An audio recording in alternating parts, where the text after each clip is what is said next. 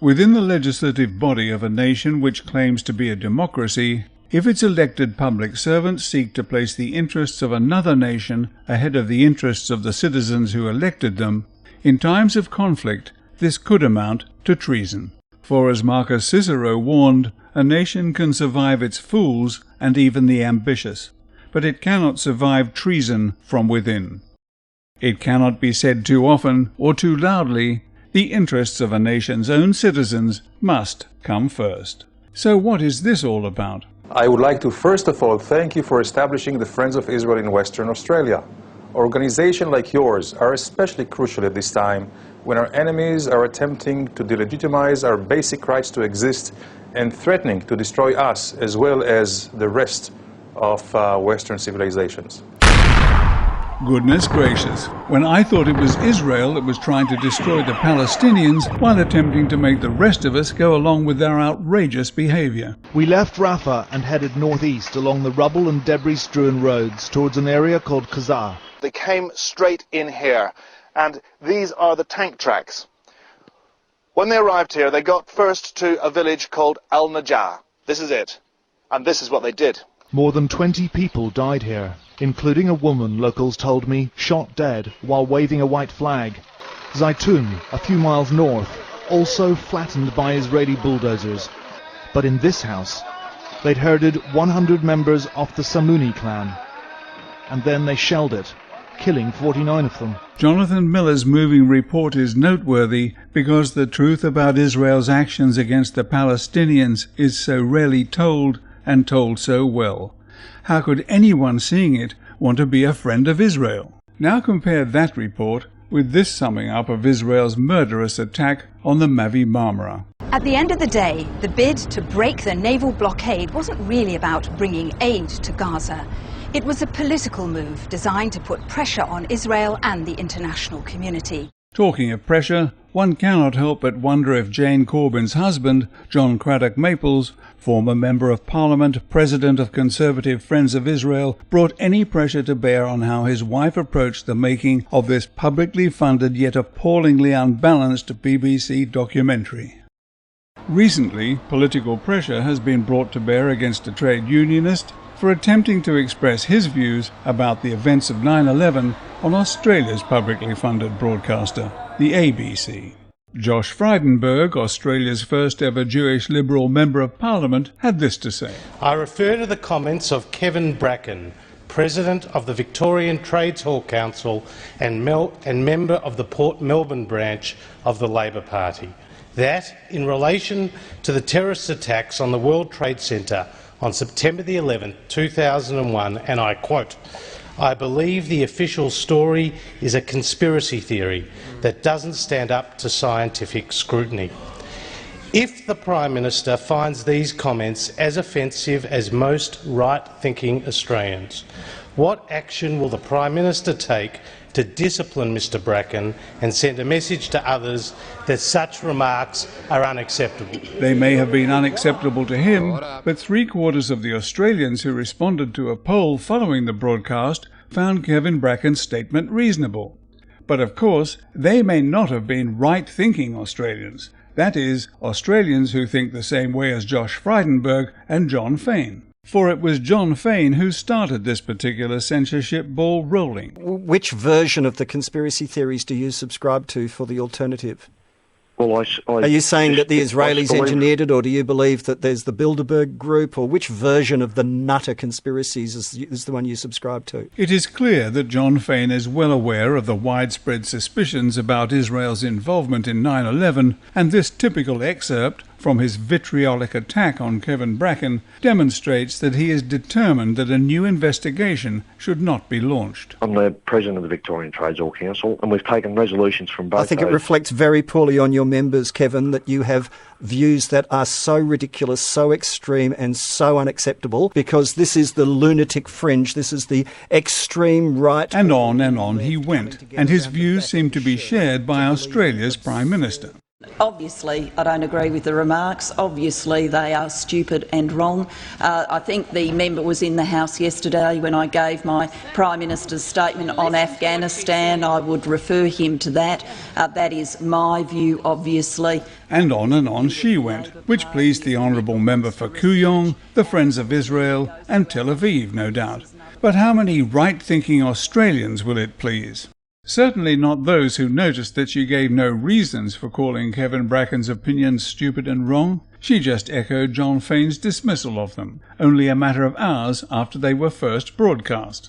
But had she asked, her staff may have discovered that NIST has been suppressing a video during which an explosion can be clearly heard just before WTC-7 collapses into its own footprint. Listen carefully. Obviously, a video crew were waiting for something to happen and can be heard chatting, which is why they didn't seem to react to the low-frequency explosion. Then one of them does react as the building begins to fall. By suppressing the higher frequencies in the soundtrack, the explosion becomes clearer, and you can see that nothing has been added. The shaded area of the waveform is what has been subtracted. Now, even Prime Ministers, Members of Parliament and radio chat show hosts should be able to see that this was indeed a controlled demolition, pre-rigged weeks before 9/11.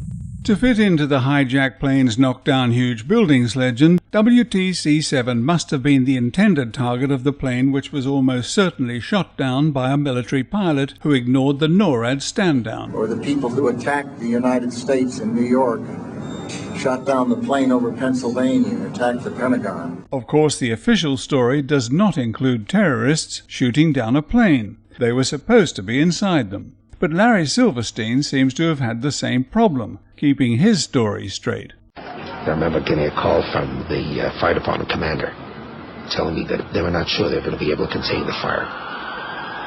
I said, we've had such terrible loss of life. Maybe the smartest thing to do is pull it. And they made that decision to pull, and then we watched the building collapse. Larry Silverstein has since denied that he meant, go ahead, demolish the building. But in the context, what else could pull it mean? And the science proves that it was pulled. The acceleration of gravity for New York City is 9.802 meters per second squared. So the measured acceleration is within 1% of the acceleration of gravity. The acceleration of the building is indistinguishable from freefall. So if WTC-7 was pre-rigged for demolition, what about the Twin Towers? Almost an hour after the plane hit, molten metal was seen coming out of the northeast corner near the 80th floor. The red-yellow metal poured from the tower along with a shower of sparks, and looked like steel in a foundry. And there were many eyewitnesses that described molten steel. You'd get down below and you'd see molten steel running down the channel rails. The so-called 5 dancing Israelis, arrested on 9/11 having been seen dancing, laughing and high-fiving as the towers collapsed, provide yet more evidence that there was pre-knowledge of the attacks. And at that point we were taken for another round of questioning, this time related to our allegedly being members of Mossad. The fact of the matter is we are coming from a country that experiences terror daily. Our purpose was to document the event. The 5 Israelis were detained for 10 weeks and finally deported on immigration violations after the FBI cleared them of any involvement in 9/11. Listen again to the tone of that government handout mainstream media lackey. After the FBI cleared them of any involvement in 9/11.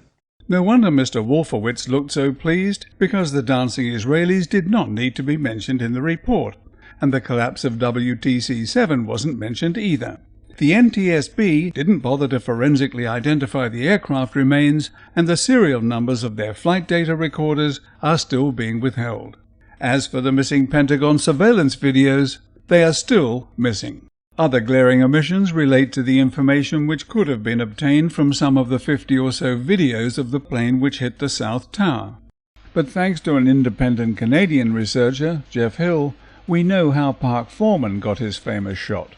I was standing on top of a brownstone in Brooklyn Heights. My neighbor was standing right next to me, and we were just watching, and I'm looking through the camera lens, and he says, what the is that? and I panned the camera to the left and picked up that plane. Few researchers think that this plane was United Airlines Flight 175, and this engine has never been forensically identified. The planes were murder weapons, but along with many other important pieces of evidence, it was dumped in a landfill on Staten Island. And it is a travesty that this video was not examined and these vital questions asked. Who shot the video? How did it get to WABC New York or CBS? But most intriguingly, how did the person who shot it know where to point the camera? Several groups of men were seen setting up cameras across the Hudson before the planes hit the towers. Witnesses reported they saw some men jumping for joy in Liberty State Park after the North Tower impact. But one camera crew were less public about it, for they seem to have found a very discreet camera position in order to document the event, with an excellent landmark to help with plane spotting. Unlike the park foreman shot, this looks like waiting for the event to happen. Without the landmark, the operator has nothing to line up on, so the camera's direction could be way off. The plane pulled out of its dive above the Statue of Liberty, and having the camera pointing over Ellis Island was the ideal place to pick it up and follow it on the last 8,000 feet of its murderous journey.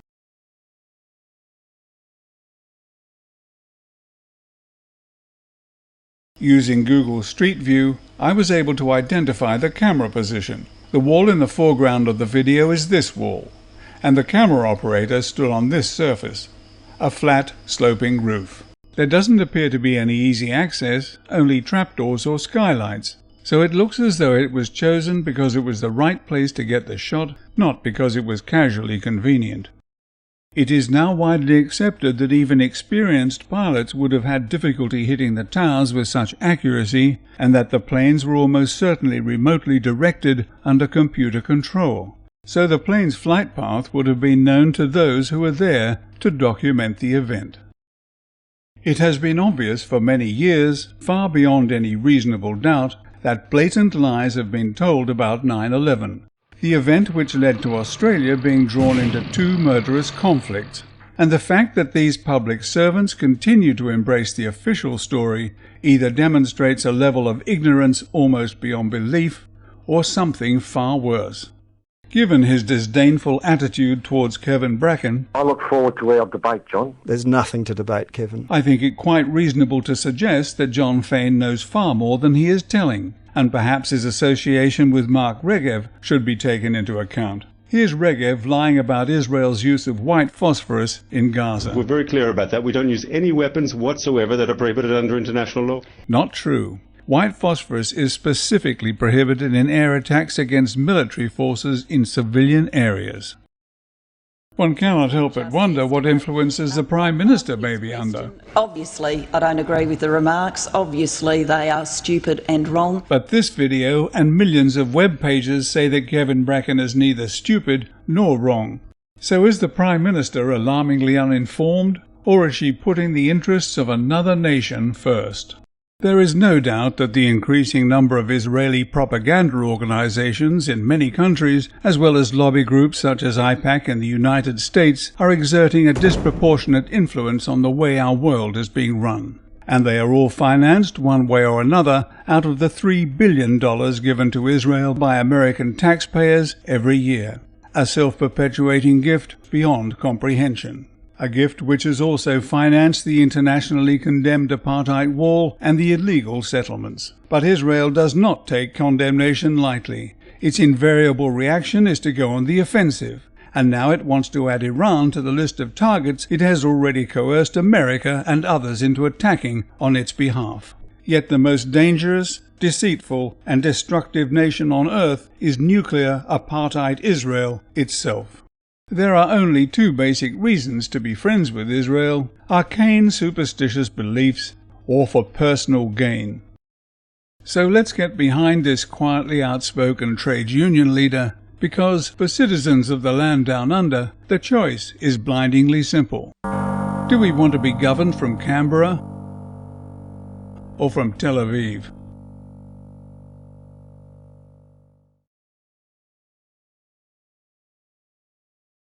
A message for Aussies. Please try to get this video widely distributed. Pressure the ABC into broadcasting it in the interests of balance, if they actually know what the word means.